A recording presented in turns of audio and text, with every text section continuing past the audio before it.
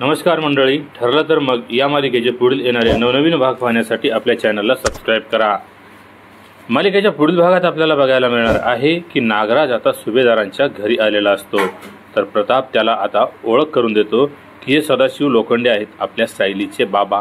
तर नागराजने ठरवलेलं असते की प्रियाचं भांडं फोडायचं, त्यामुळे तो सगळ्यांसमोर सांगू लागतो की सदाशिव लोखंडे आणि त्यांच्या बायकोची स्माईल तर आपल्या तन्वीशी खूपच मिळते। त्यानंतर घराबाहेर प्रिया एकट्यात नागराजला भेटते आणि म्हणते की तुला काय पाहिजे, तू कशाला माझ्या मागे लागलायस?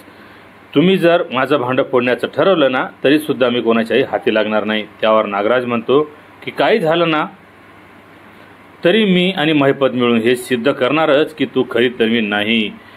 ही तर फक्त सुरुवात आहे ग, तुझ्या आईबाबांना अर्जुनशी भेटवायची। पुढे पुढे बघ मी काय करतो, हा खूप मोठा बॉम्ब फोडणार आहे। त्यावेळेस तिथेच अर्जुन येतो आणि विचारू लागतो की कोणत्या बॉम्बबद्दल बोलतोय। तर नागराज म्हणतो काय नाही रे अर्जुन, लवकरच खूप मोठं सत्य आपल्या सगळ्यांच्या समोर येणार आहे। तर आता नागराजचं बोलणं ऐकून प्रिया चांगलीच घाबरलेली असते।